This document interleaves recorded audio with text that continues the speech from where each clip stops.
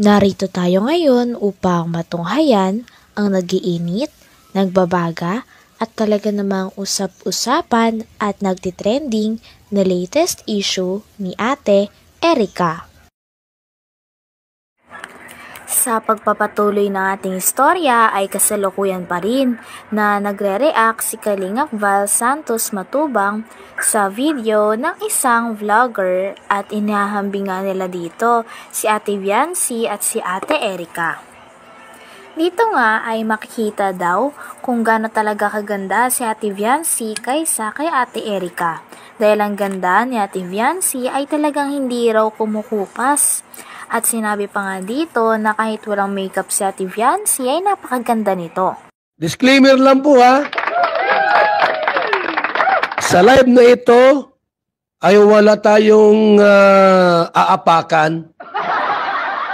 Ihahambing lang natin yung outside at inside.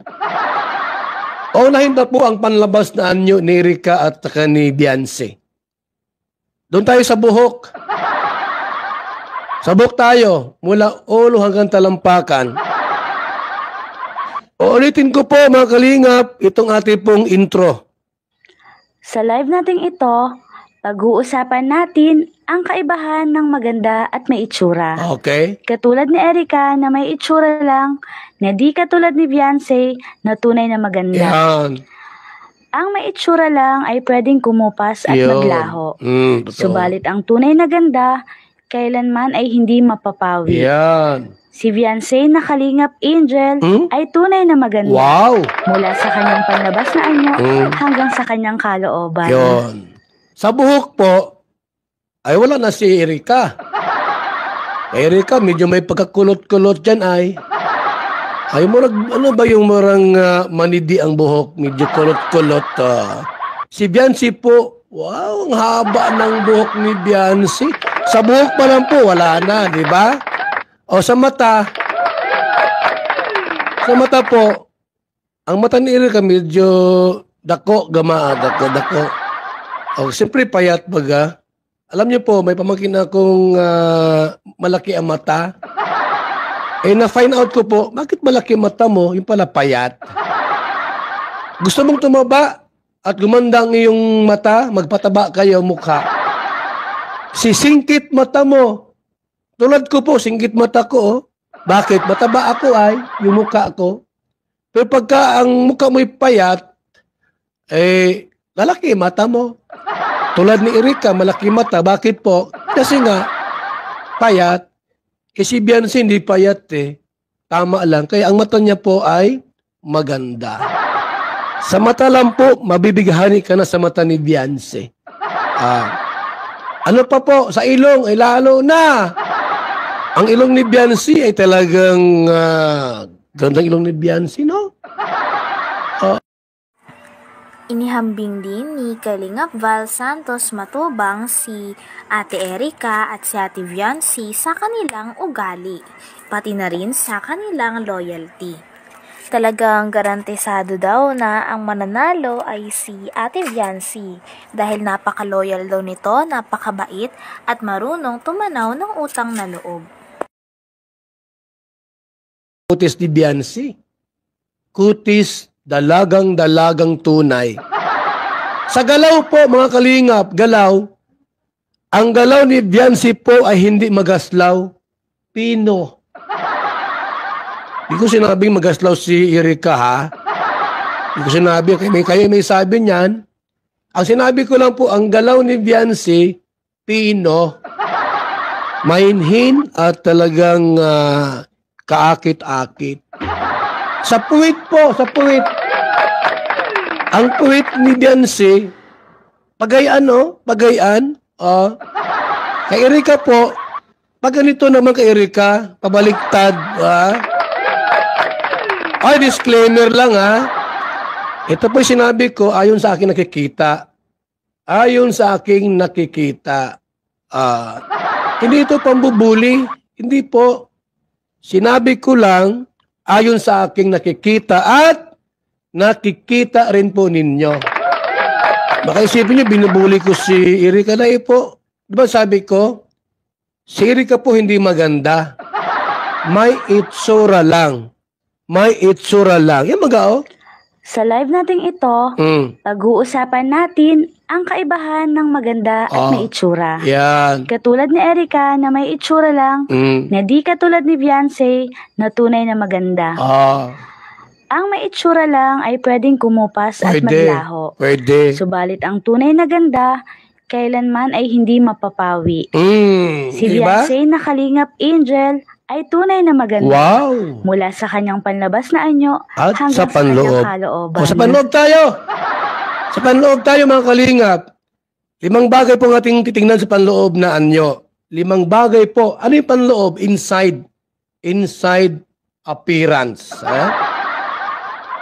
Purity. About purity. Goodness. Humbleness. And sincerity and loyalty or commitment. 5 lang po yan, mga kalingap. Sa purity po, kalinisan. Kalinisan. Huwag na yung outward. Dito nga ay mapapatunayan talaga natin kung gaano kaganda si Ate Beyonce inside and outside. Talagang sinasabi nga ni Kalingap Val na wala daw talagang binatbat si Ate Erica kay Ate Beyonce dahil napakabuti daw at napakaganda ng kalooban ni Ate Beyonce, mapalabas man daw o mapaloob. Talagang siya nga ang perfect na madedescribe sa beauty na inside at outside. Palagay niyo po, sino ang mas malinis ang budhi? Si Erica o si Beyonce? Ito. Pakinggan niyo po ito mga kalingap pa. Nagsalita ang lolo. Kailan sila magkakapatid? Dalawa lang sila? Dalawa lang po yan. Kaya Dalawang magkapatid. Tuwa-tuwa nga ako. Unang apo ko sa babae. Minalmahal ko. Paglaki nagkasungay. Sinabi po ni Lolo Miguel, may mga sungay daw sila. Sino? Nilalagaan namin. Si Erica, tsaka si, apo ko sa babae. Sheila May. Minalmahal ko. Paglaki nagkasungay. Hindi ako ang may sabi niyan. Si Lolo Miguel. May sungay daw si Erica. Di ako may sabi po. Di ako may sabi niyan. Ang may sabi niyan, si Lolo Miguel. Kailan sila magkakapatid? Dalawa lang sila? Dalawa lang po. Ayan, Nilalagaan namin. Tuwa-tuwa nga ako. Unang apo ko sa babae. Minalmahal ko. Paglaki nagkasungay. Paglaki raw po ni Eric at ni Sheila May, nagkasungay. Kasi Beyonce po. Abay, mabuting tao. At maraming buzzers di pinapansin. Binabas na siya, patay mali, sapagkat ayaw niyang makasakit sa iba. Ayaw niyang magsalita at baka masaktan kayo.